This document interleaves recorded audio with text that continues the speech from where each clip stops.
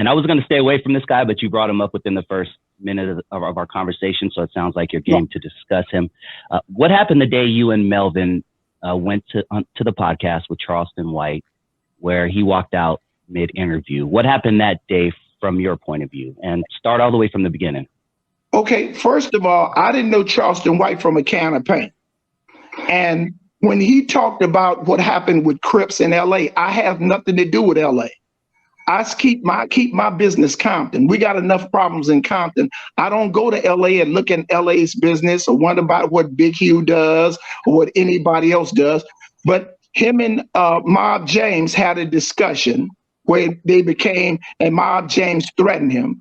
And Charleston White made a comment about fuck PlRU, which was somebody that was dear to us that got killed in a little conflict about death row. And it was some political shit behind it. So a lot of people talked about it. So I said, well, man, dude ain't never been to Compton. So I got with Melvin Farmer and we went back to Dallas, Texas. No, that didn't happen in California. We flew back to Dallas, Texas with our money. And we went on his platform and they had discussed. I told him, man, bro, I don't know you. I just want to discuss with you, about what we felt about PlRU. Maybe you didn't know this, So he like, okay, cool. We're going to do it like this. But he's not a person. If you look at anything he does not discuss anything. He sits on his platform and hoops and hollers and say a gun. So he started going in. And when he started going in, he was like, so he got to the point, he still never said anything about Compton. He got to going in on Melvin where Melvin couldn't take it. And Melvin told him what he told him. And he got up and walked out. So dude like, man, well, you should have bombed on him. Well, y'all should have took a flight and went down to Texas and bombed. Ain't nobody bombed on him yet, have they? No.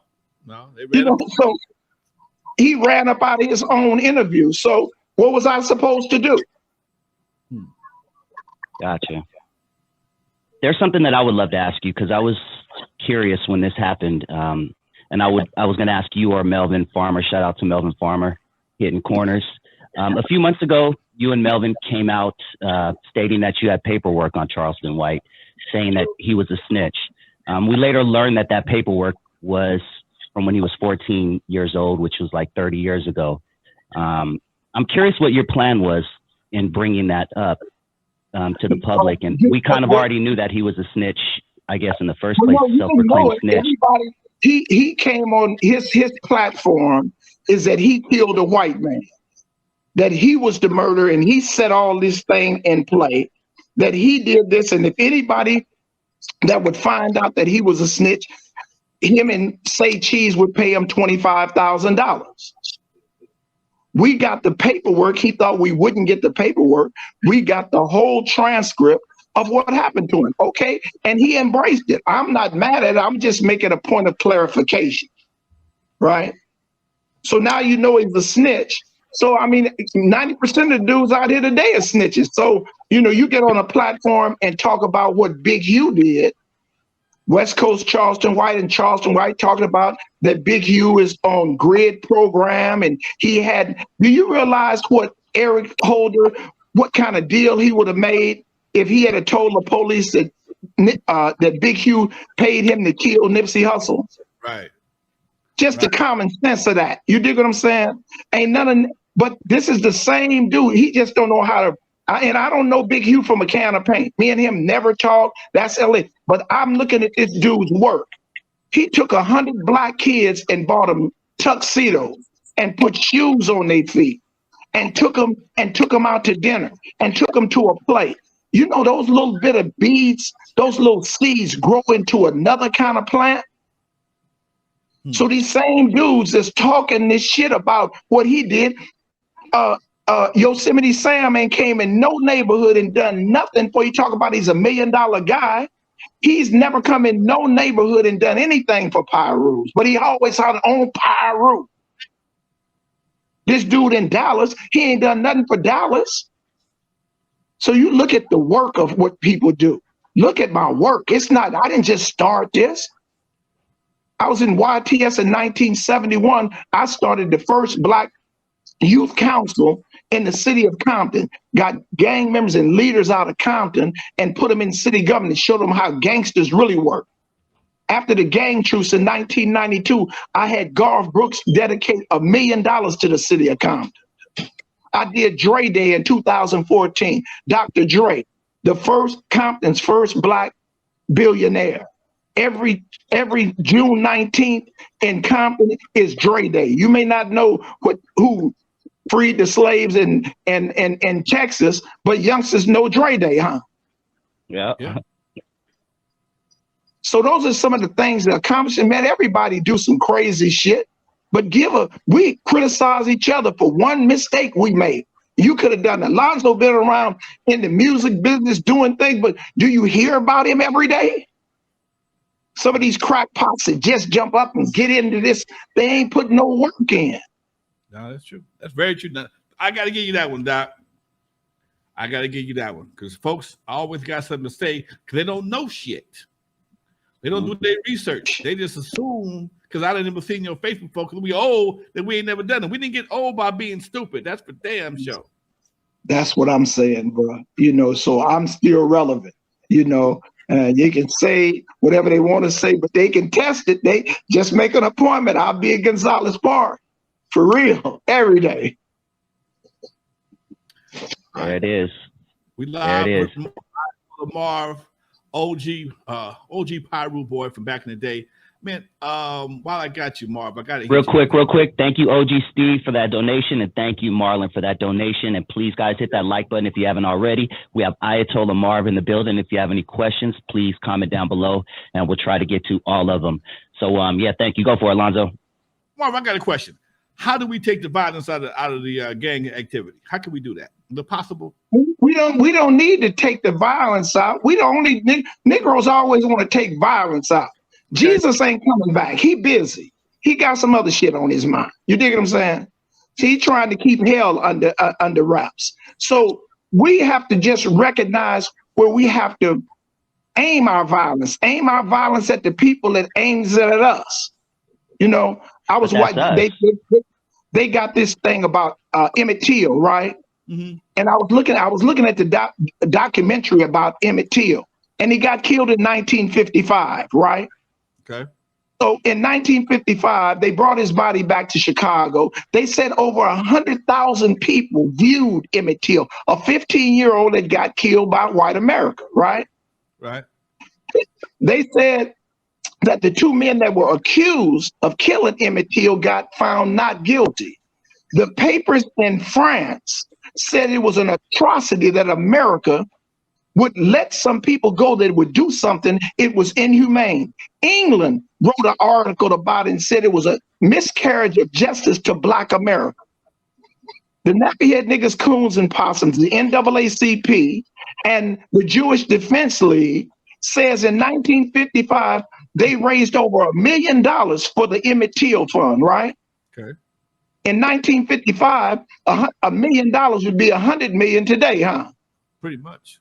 So what edifice, your black edifice of Emmett Till, do you have today? So these same white folks is still doing Emmett Till shit to black kids right now in 2022. What has changed?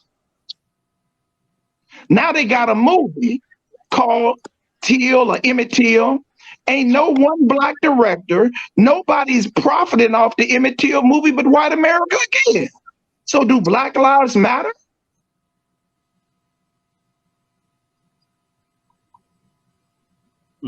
They got to matter. They got to matter to us first, right? Matter to us. They got and it's not going to matter to us until we recognize who the enemy is. It ain't me and you. But when I walk out of my house, when my son, unfortunately, who's 23 years old, black male, walks out of his house, he has like 1,000% more chance getting killed by somebody of his own race. So his enemy is, unfortunately, the person who looks just like him, right? Not actually.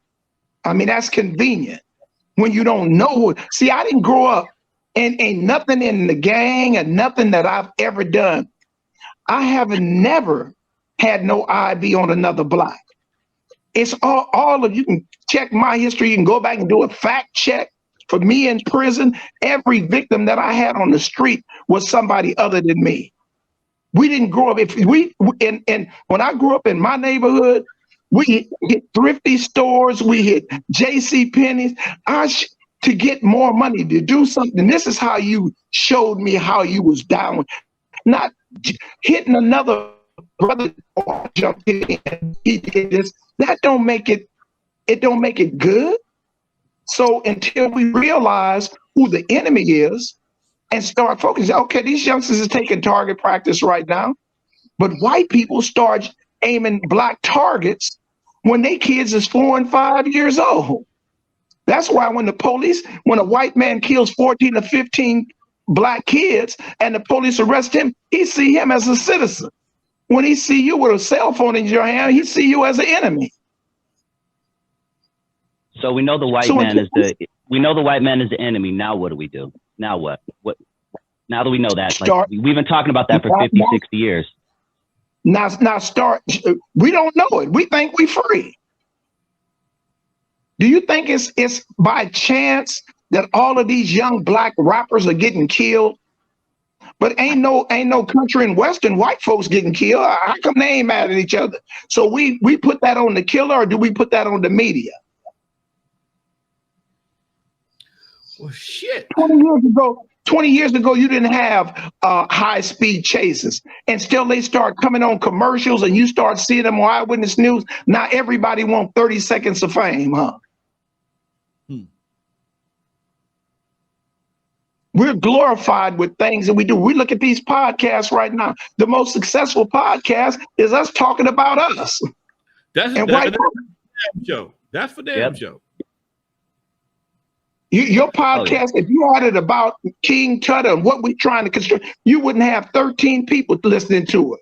But to talk about this old nigga, this old nigga don't know nothing, he be lying.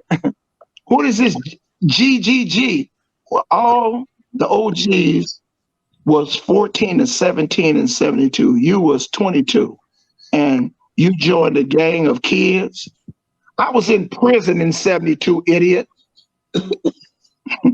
I got out of prison in 1976. I got in the gang because it was economically successful for me. I made my first $100,000 in Fruit Town on Cherry Street, slinging PCP like it was going out of style. Idiot. I got in the gang for the business. You know what's interesting to me is I think, and I'm guilty of this also, but you've gotten like a dozen positive comments in the comment section. But we do this as a people also, we're focusing on the one person who's given us the negativity and he's getting all the attention. I think that's something that we need to change. We clarify wherever I deal with right and what's wrong. If he was to saying something relevant, his mathematics, but he don't know me. And for the positive, we understand who the positive are, but it's just that one little piece of rotten cancer. If you allow it to spread, it will tear up the whole body. That's very true. So I kill it off wherever it is. Since he's talking, I was 22. I caught a body in YTS and got sent to San Quentin, and it wasn't another black. And I put it in 1973. Compton, California was called murder capital of the world. They found 20 dead bodies in Compton. In San Quentin in 1973, we had 189 stabbings and 12 killings in a year. Murder capital of the world, and nobody had a gun. Wow. And it was blacks against everybody.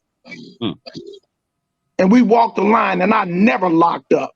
All these dudes going to the hole and going this. I went to DBI, Tracy, California in 1984 from San Quentin, and it was 960 Crips on the line. And they told me, you're gonna have to lock up. I walked their line for 5 months, never locked up, had a red, but I had help. Bam from Front Hood. These is my little homies. We're from Compton.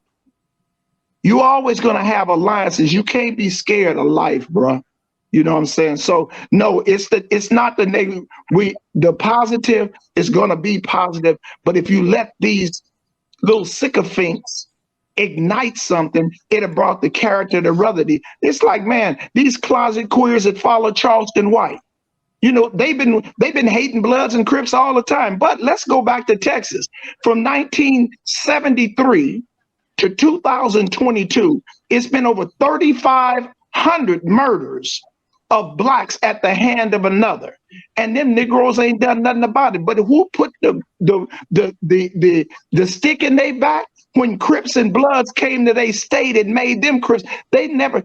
They got this dude OG Percy. He's talking about when he was in the prison and how he DP'd other blacks, but he didn't do nothing to Texas Mexicans. He didn't do nothing to the Aryan Brotherhood, but he beat up other brothers. And that goes back to what I said earlier about we're our biggest enemy, man.